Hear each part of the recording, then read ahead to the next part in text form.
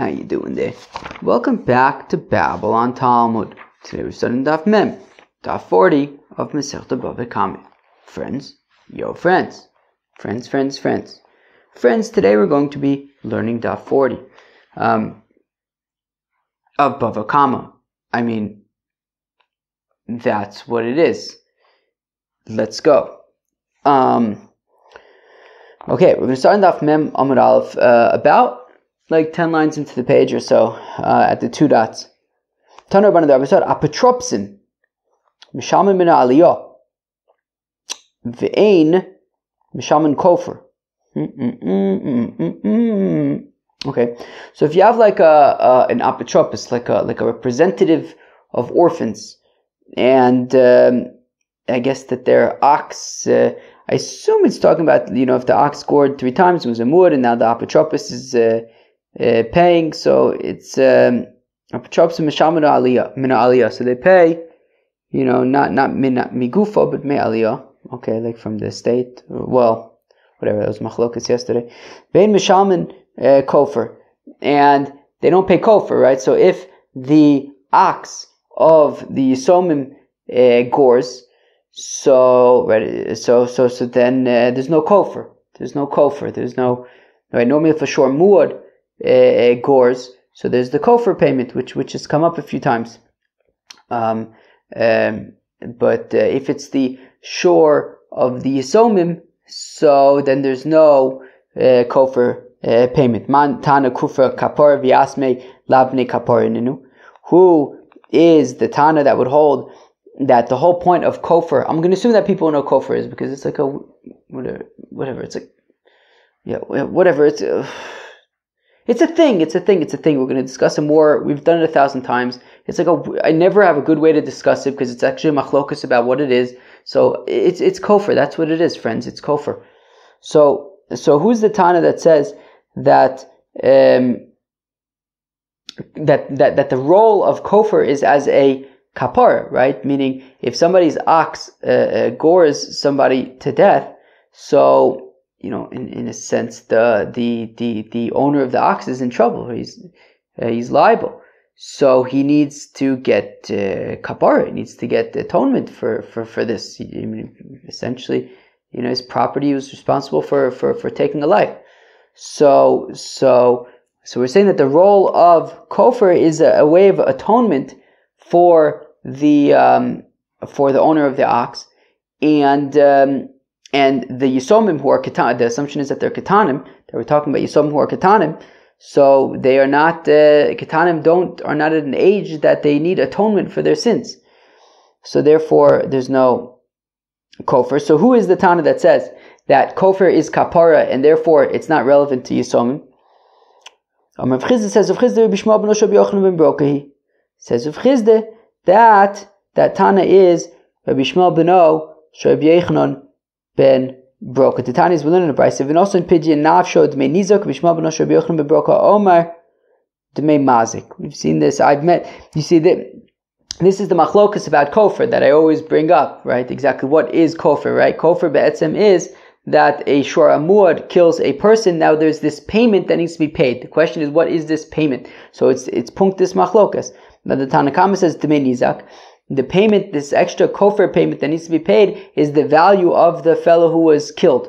Whereas Rabbi Shmuel ben Rabbi Yochanan ben Broka says it's Dmei Mazik. It is the value of actually the owner of the ox. It's his value that needs to be paid. My love. So let's say that the machlokus between the BavaKama and Rabbi Shmuel ben Rabbi Yochanan ben Broka is thus: the Rabbanon Sabe Kufra Mamonahu, the Rabbi Yishmael ben Rabbi Yochanan ben Broka Sovar Kufre Kapore. Let's say that the crux of the machlokus is that BavaKama holds that the role of kofer is just simply a payment, right? That the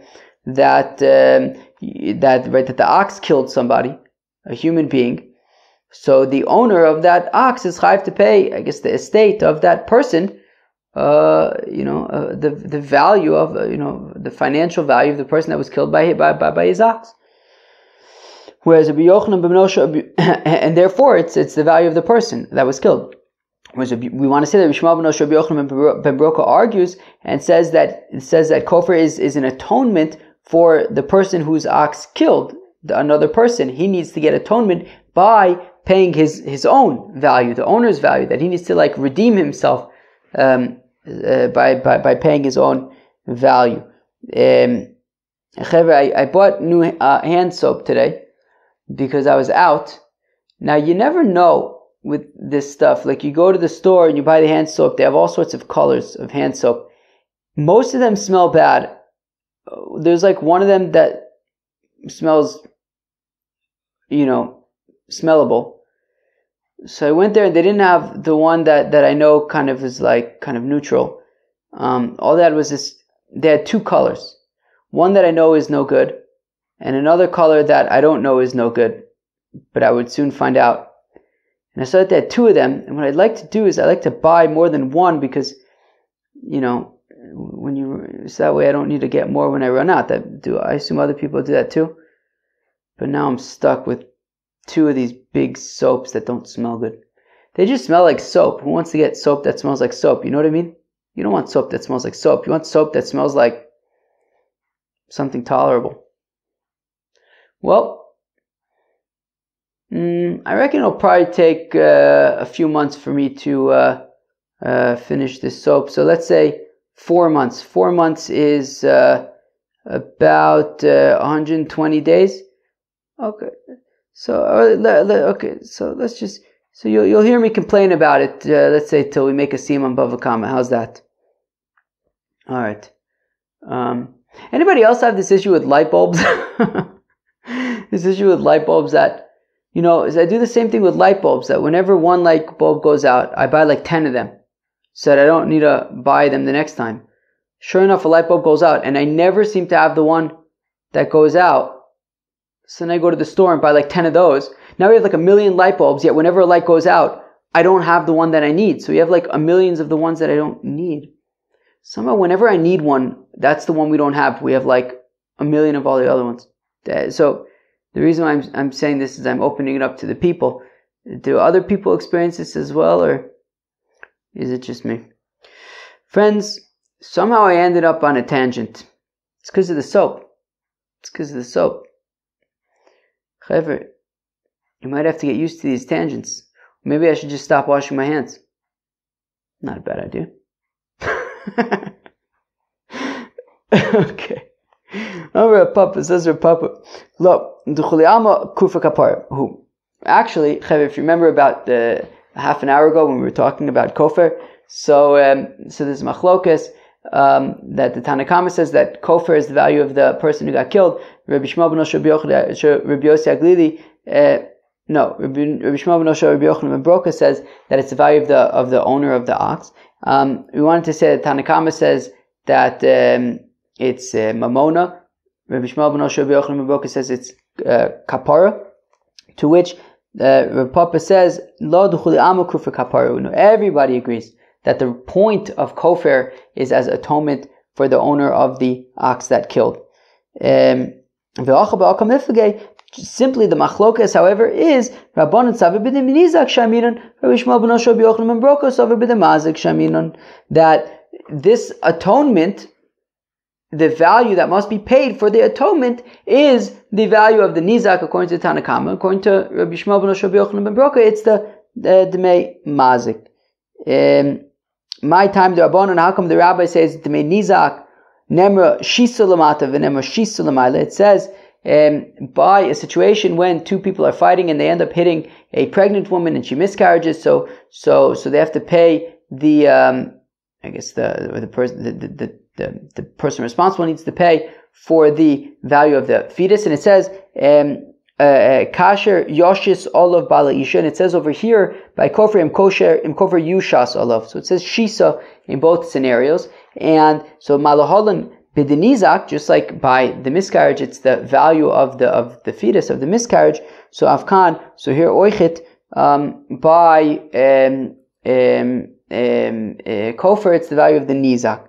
Rabbi Shmuel ben Yochanan ben Broka savar v'nosam pidyon nafsho ksiv, whereas Rabbi Yochanan ben Broka says v'nosam pidyon nafsho ksiv.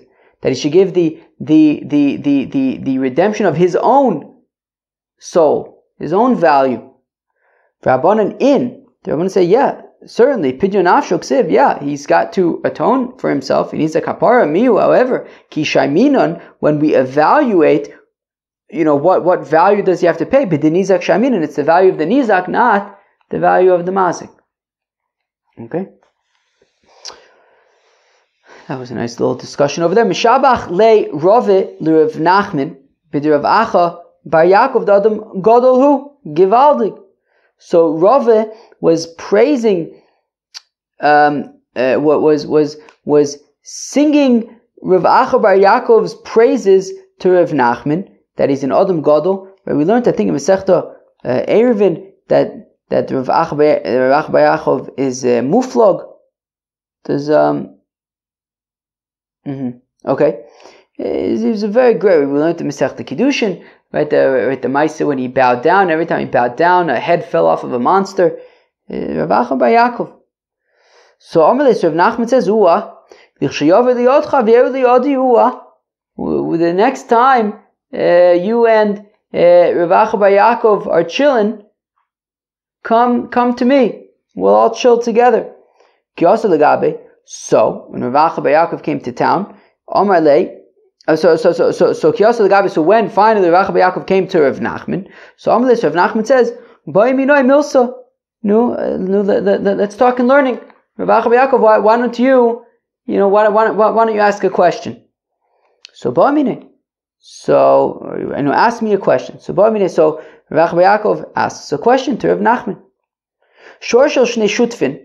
If you have an ox that's owned by two partners, Ketzad b'shalmin kofer. How do they pay kofer? Right. So if you have an ox that's jointly owned by two partners, the ox then kills somebody, and now kofer must be paid. How is kofer paid in such a scenario? Where am I? Ketzad b'shalmin kofer. So mishalim high kofer v'high kofer. So one option could be that each partner pays kofer, right? Because kofer is atonement. They need to get atonement for themselves. So maybe each partner pays the kofer. Kofer echad amar Rachman v'lo shnei koferin. Yeah, but the Torah says, right, in kofer you shall have one kofer, not two kofers. Hai chatzi kofer by chatzi kofer. And if you suggest that each one should pay half of the kofer, kofer shalom amar Rachman v'lo chatzi kofer. Yeah, but the Torah says kofer, full kofer, not half kofer. No, so what do they do? How is kofer paid in such a scenario? So the Yosef come ayin bo, Omalei, and while Rav Nachman was scratching his head, trying to, think about an answer of, how do you pay kofer in this scenario? Omalei, Rav Acha bar Yaakov comes to him with another kasha. Tanan chavi arochin memashkinin oson. That when it comes to arochin, who can tell me what arochin is? Arochin is if you say Eirech Ploni Aleh, right? If you walk up, you're going to say that you're going to bring the Eirech of somebody to you're going to donate that to the Beis HaMikdash. So that's different than the domim. That's different than the value. The value would be like how much they would be sold as an eved. An Eirech is a predetermined value based on your age and your gender. So if somebody is going to commits to donating somebody's Eirech to the Beis HaMikdash, so mimashkin osan. So the gizber, the treasury, accepts a collateral from that fellow until they receive the payment as sort of incentive to make sure that he ends up paying. Because otherwise, there isn't much incentive, right, to just pay a donation. It's like paying your taxes. It's not so fun. However, it's already December. That means tax season is around the corner. Tax season is not my favorite season. If people get excited about the new year, all I could think about is, I guess mostly just taxes and other things. Like at work, there's like these annoying forms you have to fill out. There's like, new year means like new bureaucracy. Maybe that's why they like made the whole concept of like New Year's and partying and having fun, because it just as like a cover up for all this other garbage that you have to do. Like, imagine that like New Year wasn't fun. all it would be is like freaking taxes and forms. So then maybe they just try to like, sweeten the deal by like, you get to like party one night. Maybe. I think we should go weiter. Okay, so Tanan Chayve Arochin Memashkinin Oson. So the Erechin people, we have to accept the collateral to, as incentive to actually pay up. But a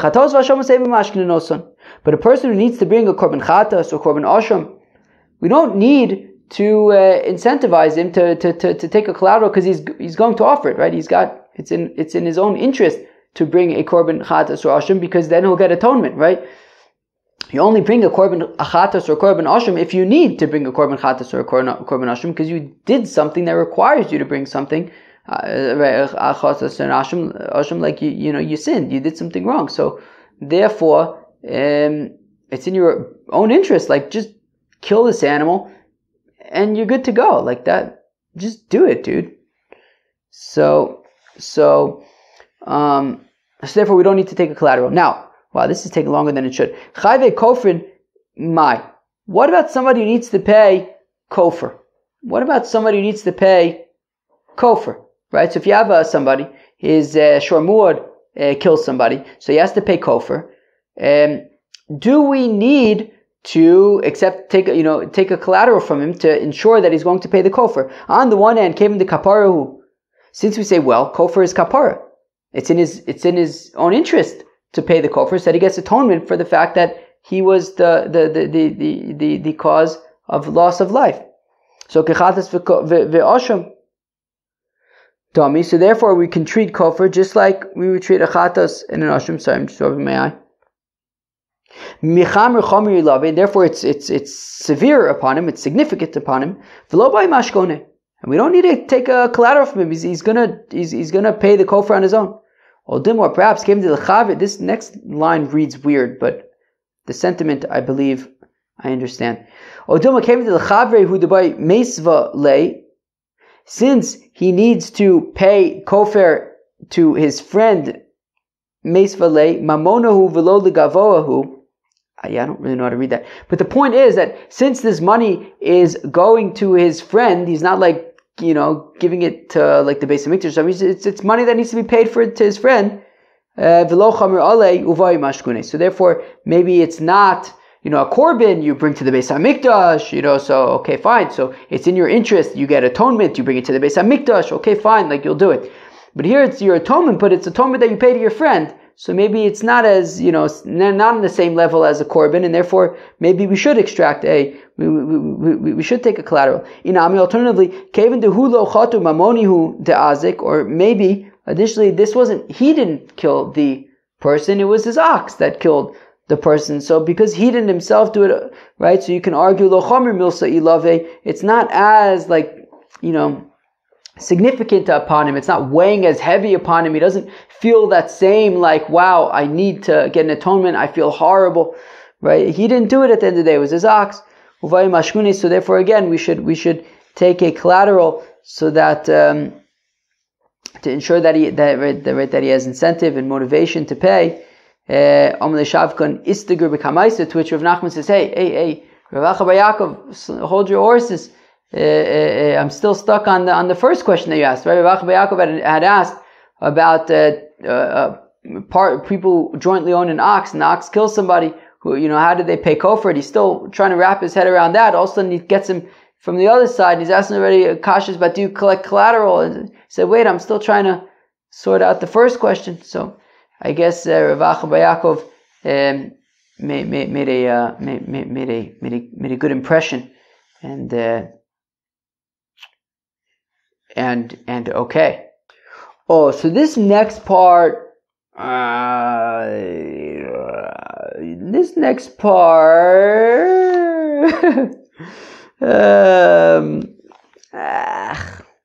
can I tell you about this next part? I mean, it's a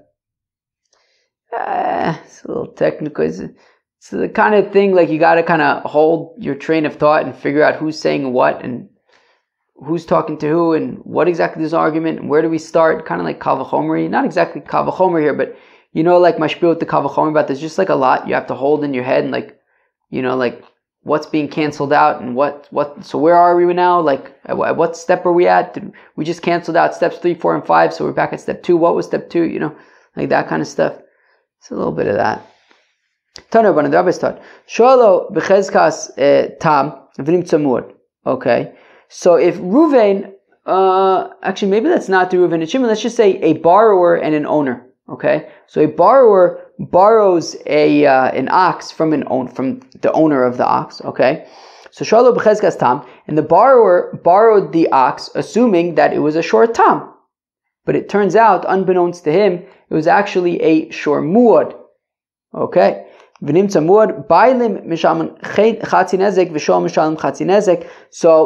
it's a shor muad, if it gores, it's going to be nezek shalim.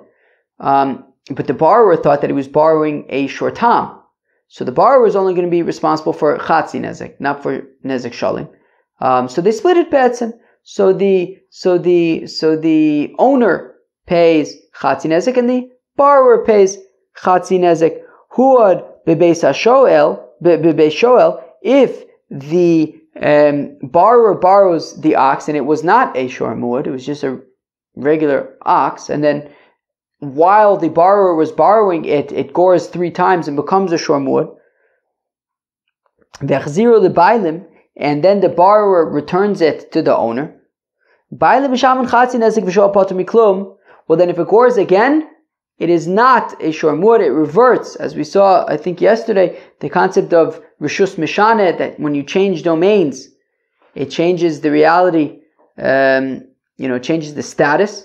So if the ox became a shor muad when it was being borrowed in the possession of the borrower, when the borrower gives it back to the owner, it loses its shor muad status, it reverts to being a shor tam, and if it gores again, it will be, the owner will pay chatzi nezek, the borrower doesn't pay anything. If you're wondering how come we didn't say the same thing in the Reisha, that when the borrower borrowed the ox, well, it went from the possession of the owner to the borrower, shouldn't it reverted to be a shor tam as well? Why are we saying that he borrowed it as a tam? It turns out it was a muad. Well, once he's borrowing it, shouldn't it Rishus Mishaneh, right? When it goes into his possession, shouldn't it change?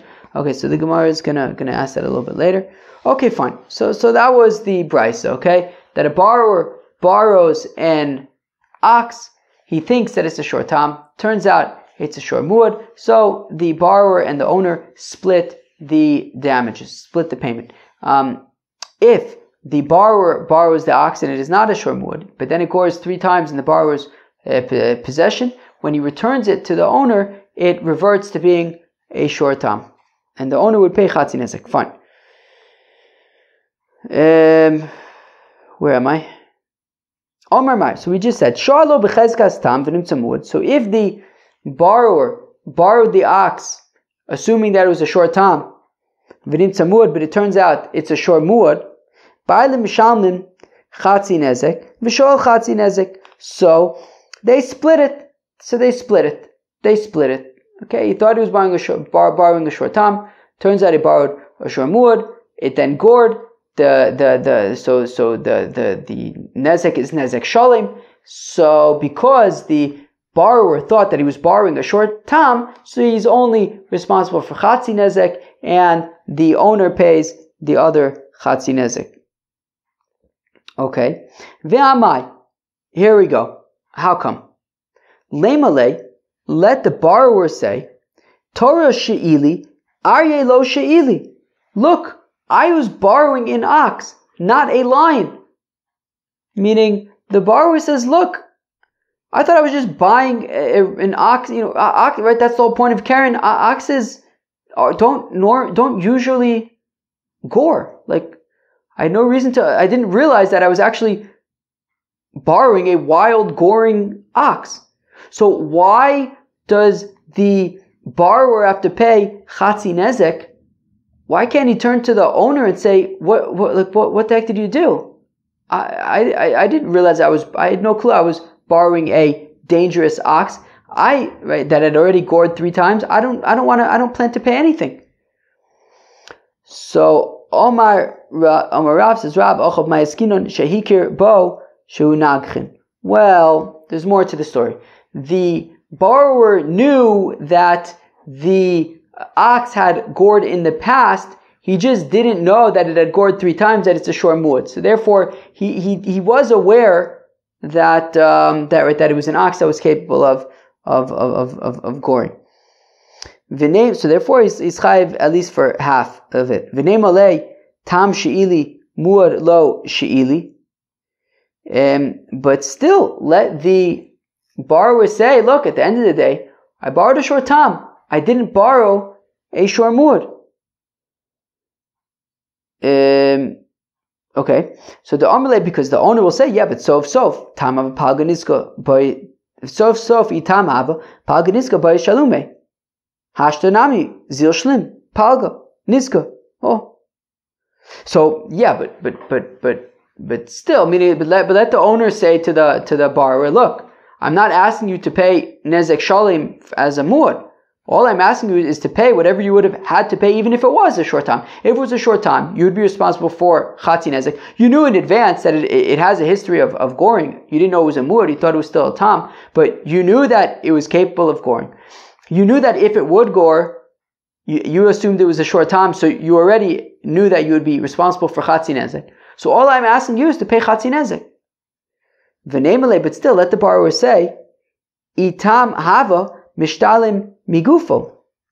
But the borrower would say that since it's a short tam is mishalim chatzi nezek migufo. If the damaged party, if the nizak would come and simply take the ox as payment, so that would be payment. I wouldn't have to pay anything out of pocket. Mishum da Amalei, yeah, but the owner would say, but sof ilav Torah bo'is shal what? Sof Amalei. Wait, what? Miguvam what? Mishum da Amalei, because the owner would say to the borrower, sof atlav Torah bo'is shalume lididi. Yeah, but still, wouldn't you have to still pay me back the value of the ox, right? Meaning, yeah, sure. If the nizak came and just took the ox as payment, so that would be payment, but wouldn't you as a borrower need to pay me back the value of the ox? So that's what right? So still, you should have to pay me that chatzi nezek. So v'neimale, yeah, but the borrower can say, itam hava, yeah, but if it was a short tam, and it's chatzi nezek, and if you say that palgan is ga knasa, that chatzi nezek is a fine, is a knas, and mode beknas potter, and I can simply admit that the ox gored, and therefore I'd be potter from paying, so I wouldn't actually have to pay you for the value of the ox. Right, so again, so itam hava, modina umiftarina, I would just admit that the ox gored, and mode beknas is potter, and I wouldn't have to pay you anything. And even if you say that chatzi nezek is mamon, but neimale, let the borrower say, itam hava, if it was a short tam, hava ma'ariknole la'agma, I just would have taken it to the rushes down by the riverside, and they would have never found it. And then I wouldn't have had to pay. So again, why should I have to pay you? But it's talking about where Bezdin came and took it. So there goes that option. So therefore Bezdin came and took it as payment. And now the owner says okay, you're going to be responsible to pay for that chatzi nezek. Okay, fine. All right. Okay, fine. So therefore, because of that, so Bezdin came and just took it, and therefore the owner says you're responsible to pay for half the damages. All right. If that's the case, that Bezdin came and took the ox, well then, by the mamai mishalman chatzi nezek. But if that's the case, then now let's turn the tables. Let the owner say, hey, I shouldn't be responsible to pay for any of these damages. What are we even talking about anymore? You see, there's so much back and forth. I already forgot what it's talking about. Okay. Okay. Okay. Fine. Chatzi nezek. All right. So let the where am I? Why does the owner need to pay half of the damages? Nemale, let the owner say to the borrower, Atfaste litoroi bida man tulomatzino l'shtauye dina bahade. But let the owner say to the borrower, you good for nothing fellow, you allowed for the ox to be collected by the Bezdin. Because you allowed them to get it collected by the Bezdin, now we're on the hook to pay for it. That's your fault. Why should I have to now pay because you allowed it to get collected? Because the borrower would say, yeah, but if I gave it back to you, wouldn't they have simply just taken it from you? Like, why is that a good argument? Yeah, but if you would have given it back to me, I just would have taken it to the rushes down by the riverside, and they would have never been able to take it from me. Mishum da Omerle, but the bar would say, Sof lame aliyah havu mishtalme. Yeah, but at the end of the day, because it's a shor muad, wouldn't they just extract payment from your estate anyways, even if the ox was in the rushes down by the riverside? So anicha eicha de isle nichse. Well, that argument makes sense if the owner has other property. But eicha de leisle nichse ma'ikele meimar. But if the owner doesn't have other property, so then what? So then maybe Taka could have gotten away with it by rushing it out to the rushes down by the riverside. Mishum de Omarle. Well, but still the borrower would say to the owner, look, just like I owe you, right? Just like I owe you the ox, that I have to give it back to you, but because you owe it to the nizak, to the damaged party, the fact that I gave it to Bezdin to collect from it is perfectly, makes sense kind of thing. Just like I have a shibud to you to return the ox, I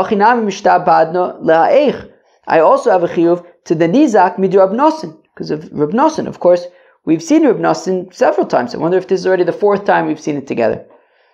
The Tani Rab Nosson, Omer says Rab Nosson, Minayin l'noshe b'chaver mona, v'chaver b'chaver, minayin shemotzim mizeh v'nosson loze, tam lo v'nosson lasho osham lo. That, right, if Reuven owes Shimon money, and Shimon owns Levi money, so Levi needs to get paid from Shimon, who needs to get paid from Reuven, Levi can just go directly to Reuven and say, Reuven, pay me, right? If the money is ultimately going through Shimon to Levi, so the middleman can be cut out, Shimon can be cut out, and the money can go directly from Reuven to Levi. So here too, the borrower says to the owner, look, if at the end of the day, I'm expected to return the ox to you, but you need to give the ox to the other person, to the nizak, well then, me giving it directly to the nizak or to Bezdin to collect it, is sort of in line with kind of the law. And therefore, you also would need to pay for chatzi nezek. You can't just blame me, because ultimately, me owing you something needs to go to the nizak anyways. So that was fair and square, and therefore, leave me alone. Now, that's it for the spaghetti.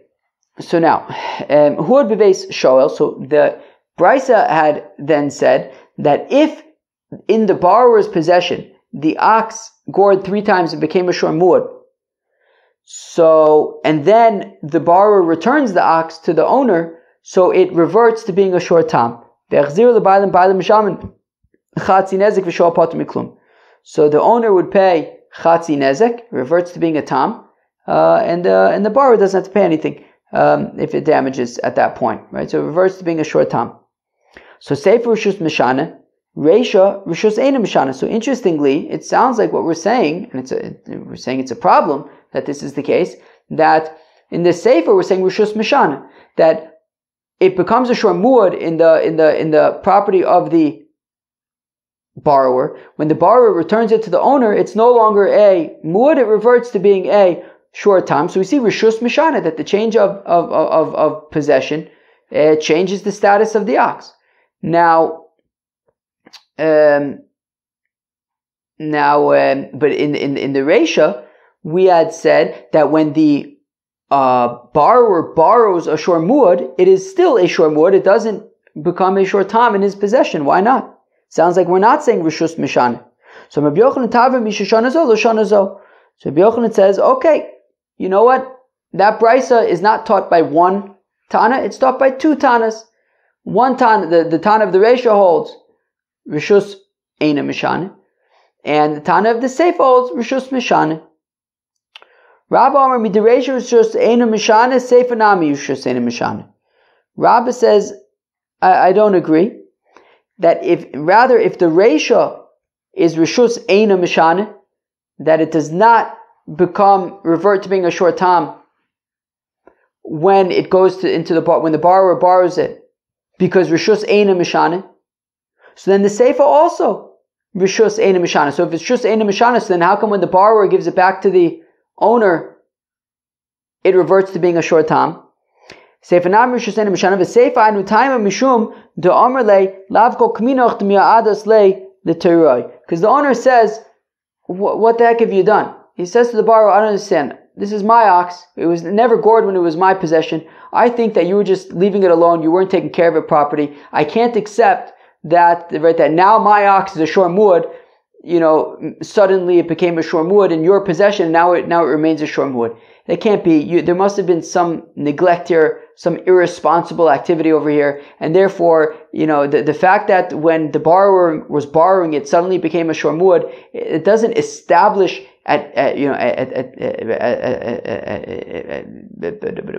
it doesn't sort of like prove or indicate that there's a kink in this ox's soul. Rather, there's a kink in the borrower's soul. And therefore, we don't accept that it's actually a shor muad, and it reverts back to being a shor tam. Rav Papa says fakert, that since the sefer is Rishus Mishana, that when it goes from the borrower back to the owner, it reverts to being a shor tam. So also in the Reisha, we would say Rishus Mishana. So then how come in the Reisha it's still a shor muad when it's in the borrower's possession? Because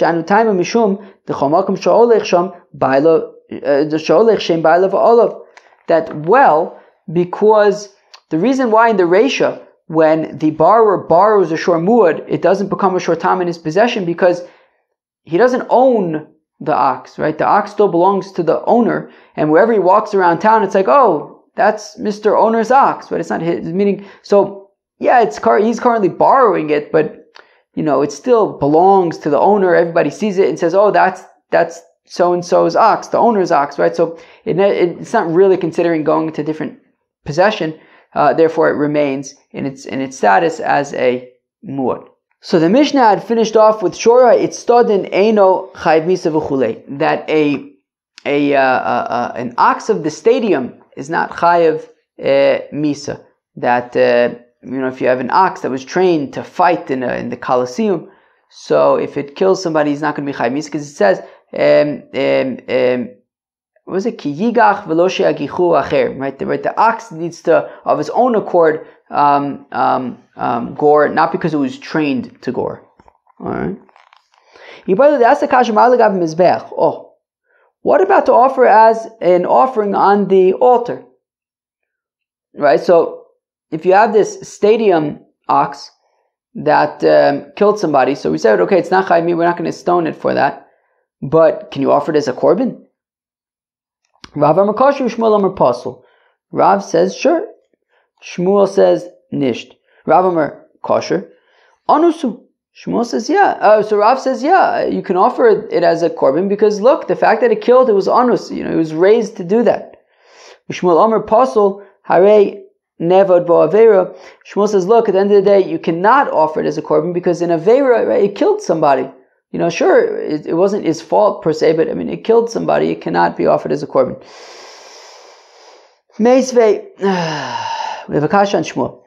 Mina be'ema, right? The pasuk says at the beginning of Sefer Vayikra, right? It says that a korban can be offered mina be'ema, lahotzias harovea v'sanirva, to exclude a rovea, an animal that has relations with a woman, or a nirva, a animal that had relations with a fellow, or a fellow that had relations with an animal.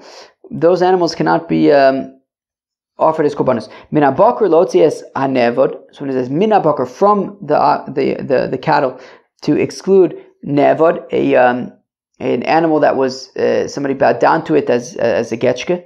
Minatzon, from sheep lotzias muktzeh, an animal that, to exclusion of an animal that was set aside for avodah zarah.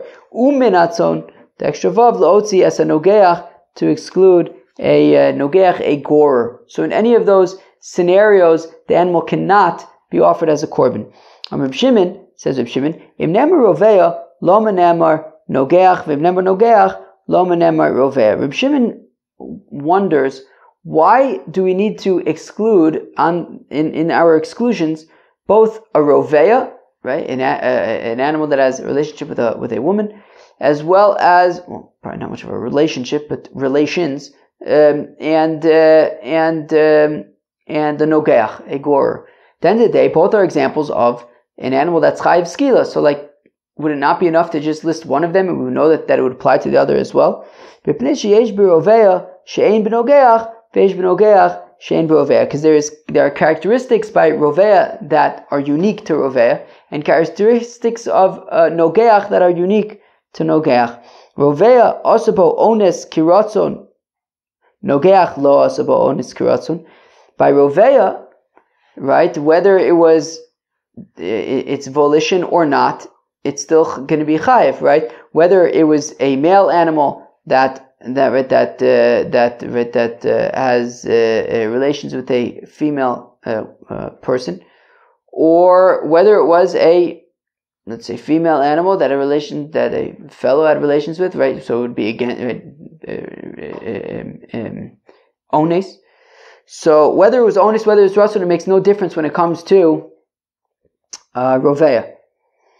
And whereas nogeach, we said it does make a difference, right? That it's only chayiv misa if it gored, but not an animal that was trained to gore.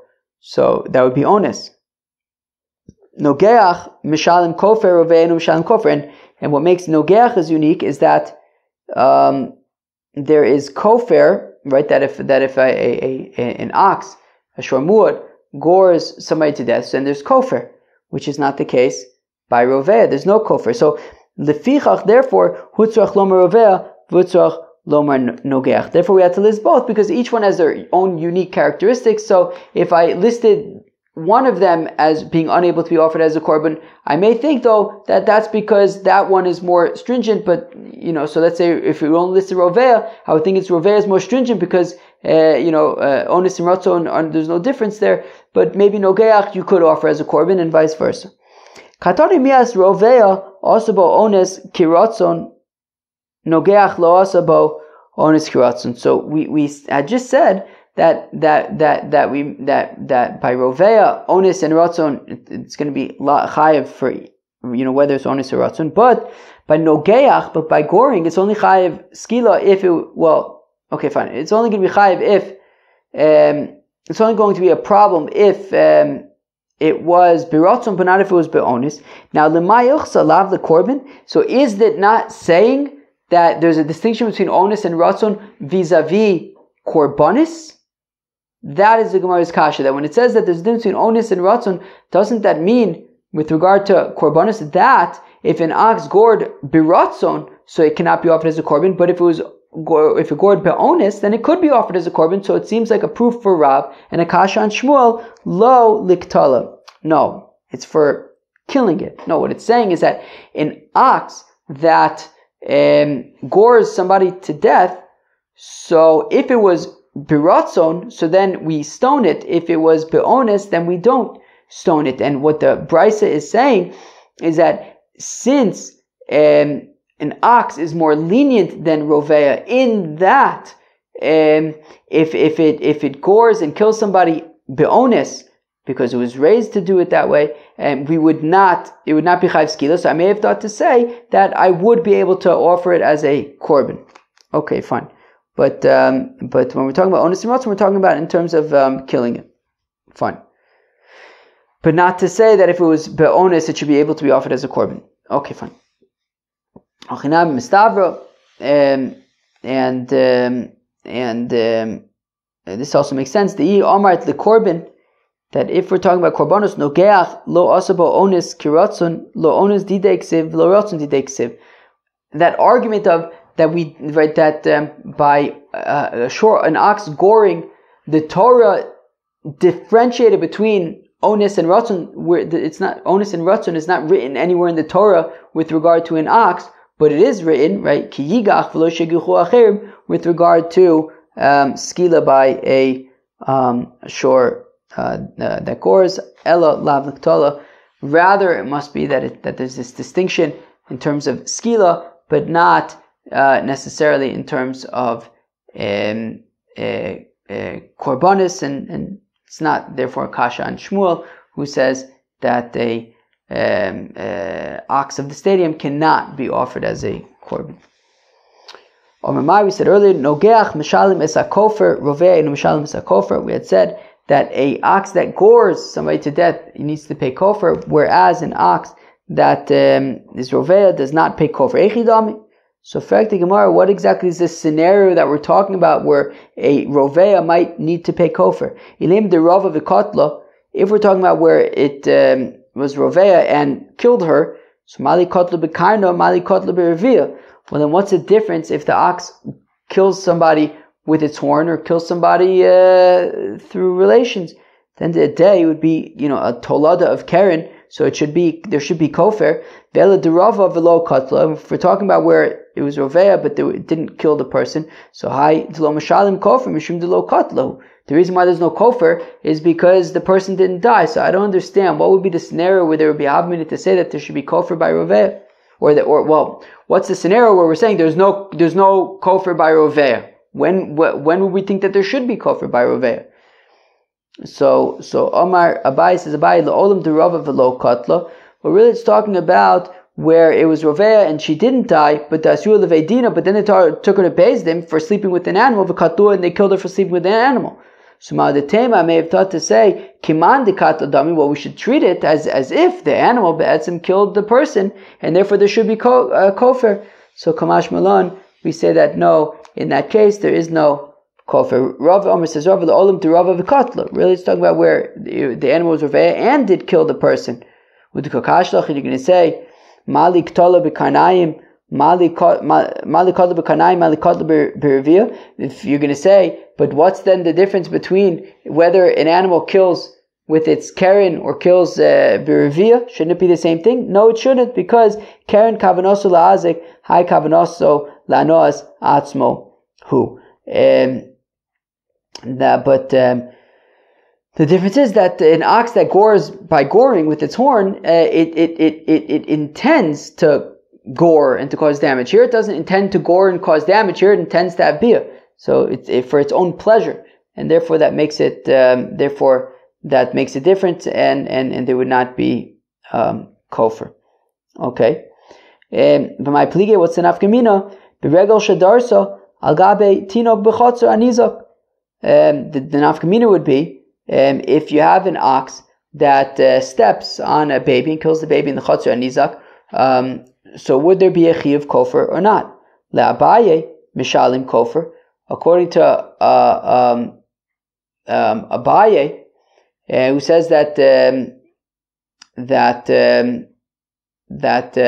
there's no distinction about its own hanoah, so therefore we would say that there is kofer. The Rava lo mishalim kofer. So Rava would say there's no kofer, because Rava had said that there's no kofer by the rovea, even if she dies, because the intention was not to damage, but just for its own anah, and therefore there's no kofar. So here also, if the animal was just walking, there would be no kofar. But Abaye would say that there would be kofar, right? Because Abaye says that that if the animal would have killed this woman via revia, so then it would just be considered like Karen, and there would be kofar, even though in this particular case there was no particular anah. Okay. There was no particular intent to damage. Okay.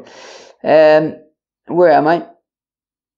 Tani Kavasi de Rav. We have a brisa supporting Rav. Shora, it's started in ox of like a stadium that has been trained to gore. Eino chayiv misa. It's not chayiv misa. V'chosher the gabi mizbeach mipnei shu kimuuse, and is permitted to be offered on the mizbeach because it's been sort of trained and forced to gore, and therefore it is patur from misa, and it can be offered as a korban. Peace out.